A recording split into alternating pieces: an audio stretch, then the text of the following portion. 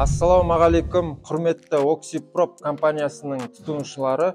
Бүгінгі видео обзорда Oxyprop G3 сылақ станциясының қосылу барысын, жұмыс істеуін сіздерге таныстыратын боламын.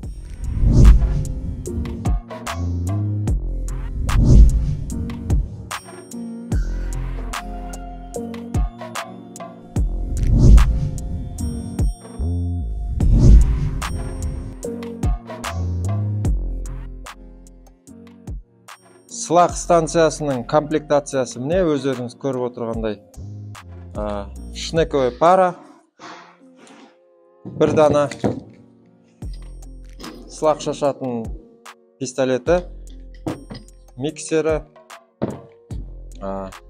разъем 380-ге қосылатын, қосымша сапло пистолеттің басына, шланг жуатын шарик, және де судың шлангасы, растворный шланг және воздушный шланг.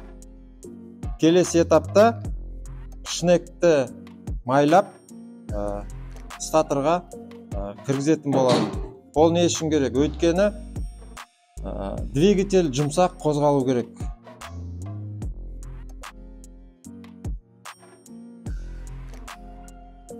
Шнековая параны жинау үшін біз осындай су сабынды қолданамыз.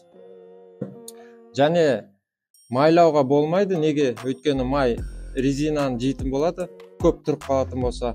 Сондықтан су сабынды пайдаланамыз. Су сабынды өстіп жақсылап жағамыз. Бірінші запускқа керек ол, өйткені резина мен шнек құрғақтай айналатын болса, ол тұрып қалады да, өздеріңіз білесіздер.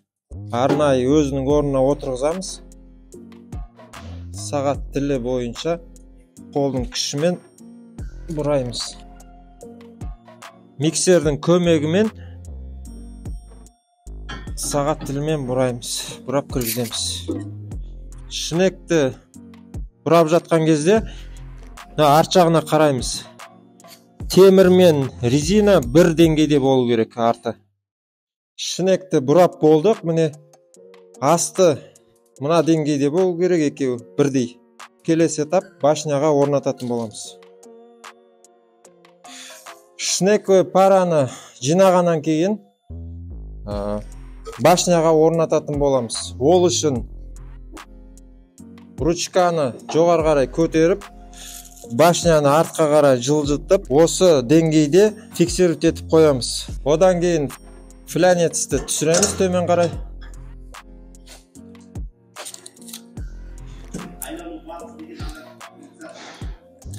Айлану барысы шнековая параның жанында мынандай фиксатор бар. Осыны мына шпилькаға тіреп қойымыз керек біз. Өйткені бос қатырылған жағдайда мынау айналып барып, мынаны сындырып жіберу мүмкін да. Айналмас үшін салу барысында өзінің патайы бар мына жерде. Соған тура түсу керек.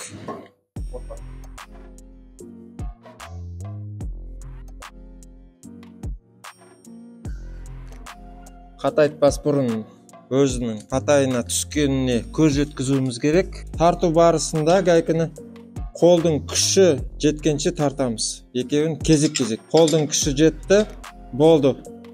Башняны ашамыз, моторды. Ол үшін мынандай замогы бар, соны ағытып, ақырын оңға қарай құлатамыз. Спиральді салу барысында мына домалақ темір ротордың ішіне түскеніне көз жеткіземіз. Одан кейін мына миксерді саламыз. Спиральді орнатқаннан кейін қақпағын жабамыз. Қақпағын жабу үшін мына муфтаны миксерге туралап аламыз.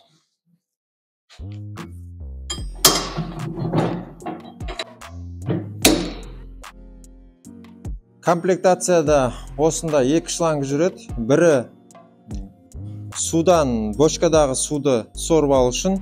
Екіншісі раствордың сұйық қоюлығын реттеп отыратын расходомер бар мына жерде. содан башняға жалғаймыз. Ұзын шлангысын судың насосына жалғаймыз. Насосқа қосатын шлангты суға толтырамыз бірінші. Осылай ұстап тұрамыз да, мына жерінен суға толтырамыз. Ол не үшін? Өйткені насос сорып алу керек та суды. Ауа болса ол сормайды. Содан кейін мына фильтрді тазалап тұрамыз. Бітелген кезде. Және мына темір суды түбінен алу үшін, және батып тұру үшін жасалған.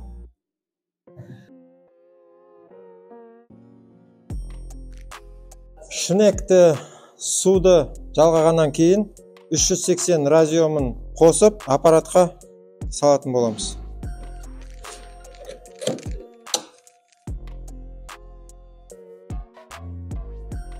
Разъемді орнына салғаннан кейін 3 фазаның келгеніне көз жеткіземіз. Оны арнайы тестермен өлшейміз. Мына шиттің ішінде фаза контроль деген нәрсе бар. Бір фаза кем болса, немесе мына двигатель керісінше айналып тұрса, ол қызыл свет жанып тұрады. Бізде қазір міне сары свет жанып тұр, двигатель дұрыс бағытта айналып тұр. Жалпы агрегат жұмыс істеу үшін 10 киловатт тоқты талап етеді. Одан төмен болған жағдайда 380 вольт.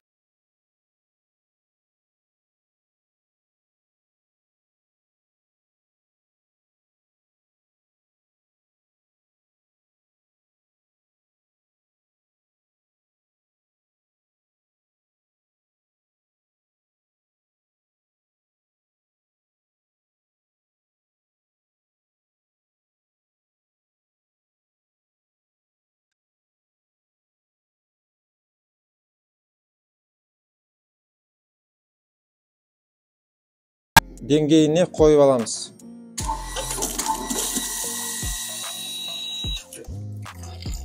Су бір деңгейді ұстап тұрғаннан кейін қысқа шлангыны башняға жалғаймыз.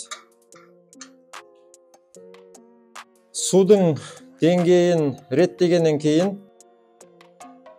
башняның төмен жағына 5-6 секунд кнопканы ұстап, кішкене су құйып аламыз. Ендігі кезекте растворный шлангты жалғаймыз да, флянецқа жуу кнопкасын басып, шлангыны полный сулап аламыз.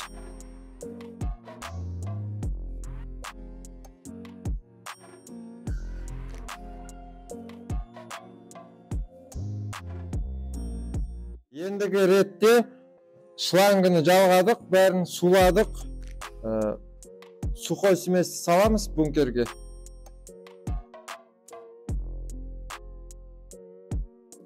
Тағы бір айта кететін жайт, мына бункердің ішіне 4 қап сияды, және тоқтаусыз сала бересіз. Өзі жыртатын қандай шүкір темірлері бар.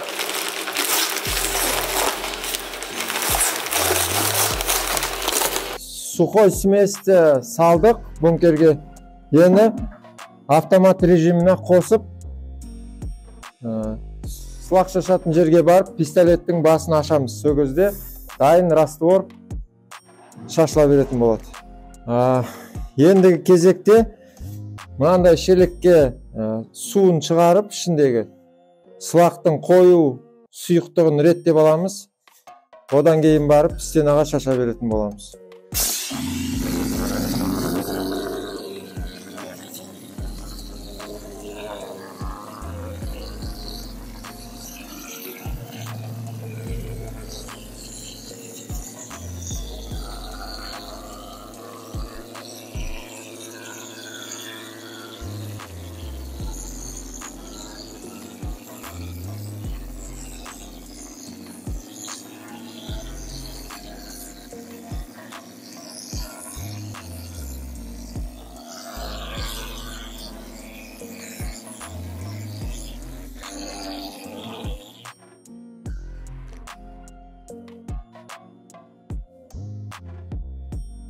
Бұрынғы біздің житриларға қарағанда қазіргі мына жаңа житрида су жоқ болып қалған жағдайда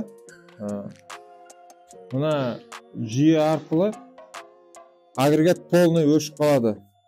Мысалға өшпеген жағдайда ол су жоқ болса, мына жерге айналып шнекті бар бітеп тастайды да клинит етеді ғой. Ондай проблема қазір бұл агрегатта жоқ.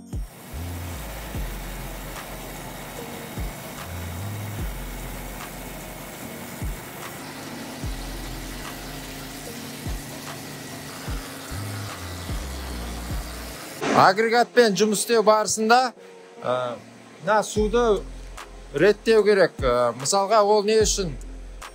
Сухой сместің составына байланысты. Мысалға құмы көптер суды аз талап етсе, гипсі көптер суды көп талап етеді. Басында агрегатты қосып бастаған кезде соның бәрін реттеп алу керек. Осы жерден краннан реттейсіздер.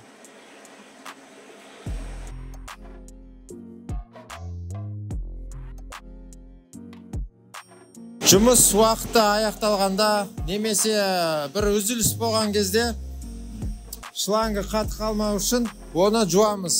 Переключательді бір режиміне қоямыз. Таза су шыққанша жуамыз.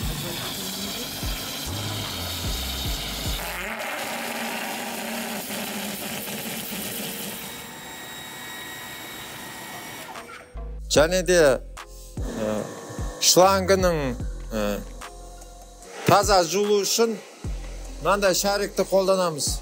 Бұл шарикті қолдану үшін мына екі кальцияны ағытып, жуып алғаннан кейін екі кальцияны ағытып, осының ішіне салып жібереміз.